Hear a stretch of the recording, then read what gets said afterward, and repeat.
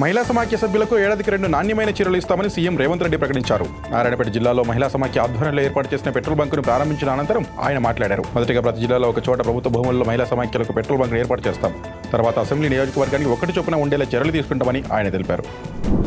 NCP chief Sharad Pawar పట్ల ప్రధాని మోదీ వ్యవహరించిన తీరు నెటిజన్లను ఆకట్టుకుంటోంది. ఢిల్లీలో 98వ అఖిల భారతీయ మరాఠా సాహిత్య సమ్మేళనంలో ఈ ఇద్దరు నేతలు పాల్గొన్నారు. వేదికపై కూర్చున్న సమయంలో పవార్ కి మోదీ హెల్ప్ చేశారు.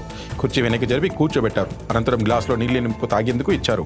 పార్టీలు సిద్ధాంతాలు వేరైనా ఇలాంటి హుందాతనం చాలా మంచిదని నెటిజన్లు కామెంట్ చేస్తున్నారు. ఏ గ్రామాల్లో ఇందిరమ్మ ఇల్లు ఉంటాయో ఆయా గ్రామాల్లో మాత్రమే పంచాయతీ ఎన్నికల్లో కాంగ్రెస్ పోటీ చేస్తుందని సీఎం రేవంత్ రెడ్డి అన్నారు. ఇందిరమ్మ ఇల్లు లేని గ్రామాల్లో మేము పోటీ చేయం. డబుల్ బెడ్రూమ్ ఇల్లున్న గ్రామాల్లోనే బీఆర్ఎస్ పోటీ చేయాలి. 12 నెలల మోదీ పాలన, 10 ఏళ్ల బీఆర్ఎస్ పాలన, 12 నెలల కాంగ్రెస్ పాలనపై మేము చర్చకు సిద్ధం. మీరు చర్చకు వస్తారా అని కిషన్ రెడ్డి, బండి సంజయ్ కేసీఆర్కు సవాల్ విసిరారు. వ్యవసాయంపై అవగాహన లేని సీఎం రేవంత్ నిర్వాహకం వల్ల 430 మంది రైతులు ఆత్మహత్య చేస్తున్నారని కేటీఆర్ ట్వీట్ చేశారు. పంటలు వేసుకోవద్దని రైతు సంక్షేమ కమిషన్ చైర్మన్ కోదండరెడ్డి మాట్లాడిన వీడియోను ఆయన షేర్ చేశారు. కాళేశ్వరం ప్రాజెక్టును ఎండబెట్టడం వల్లే భూగర్భ జలాలు అడుగంటాయని వాస్తవమని చెప్పారు. 10 ఏళ్ల సాగును కన్నీటి సద్యం చేసినందుకు రైతులు కాంగ్రెస్ ప్రభుత్వం క్షమాపణ చెప్పాలని డిమాండ్ చేశారు. ఎన్నో వివాదాల నడుమ 905 గ్రూప్ 2 పోస్టుల మెయిన్స్ పరీక్ష రేపు జరగనుంది. రోస్టర్ల లోపాలు సరిచేయాలని పలువురు అభ్యర్థులు ఆందోళన తీవ్రతరం చేశారు. ఇదే విషయంపై హైకోర్టుకు వెళ్లగా సింగిల్ జడ్జి ధర్మాసనం పరీక్ష వాయిదాకు నిరాకరించింది. దీంతో అభ్యర్థులు అప్పీల్ దాఖలు చేశారు. దీనిపై ఇవాళ విచారణ జరిగే అవకాశం ఉండడంతో ఉత్కంఠ నెలకొంది. మరోవైపు ఎగ్జామ్ నిర్వహణకు ఏర్పాట్లు పూర్తయ్యాయి.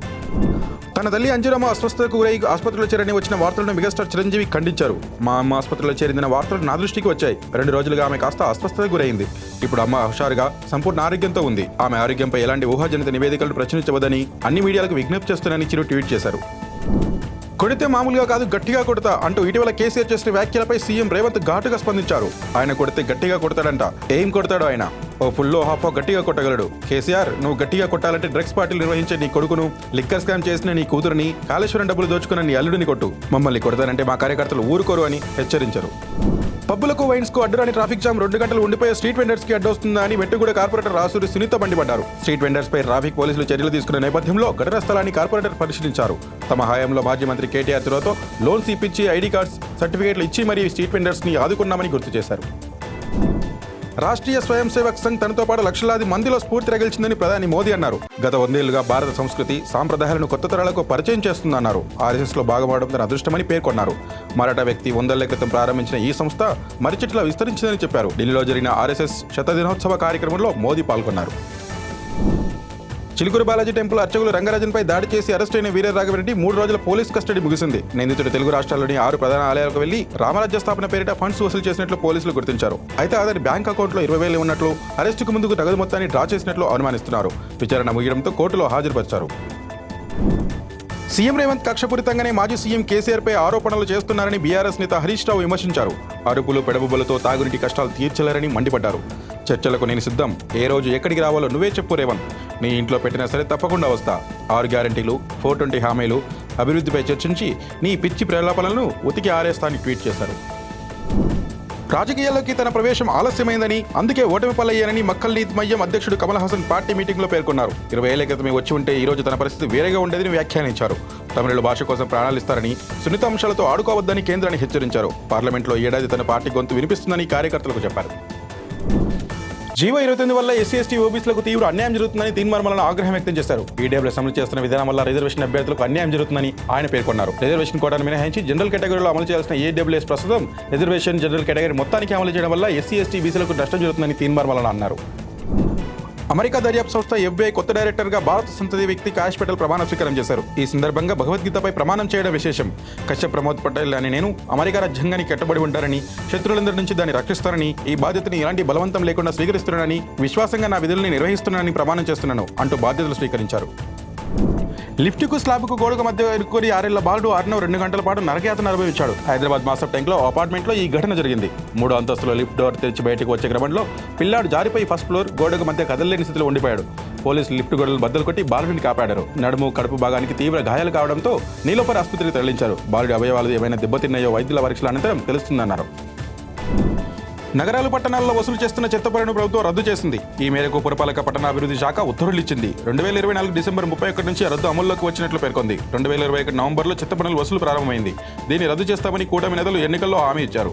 ఆ మేరకు తీసుకొచ్చిన మున్సిపల్ చట్ట సవరణను అసెంబ్లీ ఆమోదించగా గవర్నర్ అనుమతితో ఇటీవల గెజెట్ విడుదలైంది. ఇప్పటికీ ప్రేక్షకుడిగా సినిమాను ఎంజాయ్ చేస్తుండడమే తనకు బిగ్గెస్ట్ అచీవ్మెంట్ అని నేచురల్ స్టార్ నాని తెలిపారు. కోటి సినిమా ప్రెస్ మీట్ లో మాట్లాడుతూ, నా దృష్టిలో ఇప్పటివరకు నేను సాధించింది ఏమీ లేదు, కానీ ఈ రోజుకి ప్రేక్షకుడిగా సినిమాలు ఎంజాయ్ చేయగలుగుతున్నా. అదే నా అచీవ్మెంట్. ఏదైనా సీన్ నచ్చితే చప్పట్లు కొడతా, ఎమోషనల్ అయిపోతా, కానీ ఈ సినిమాని ఇలా తీశారంటే నేను జడ్జ్ చేయను అని ఆయన పేర్కొన్నారు.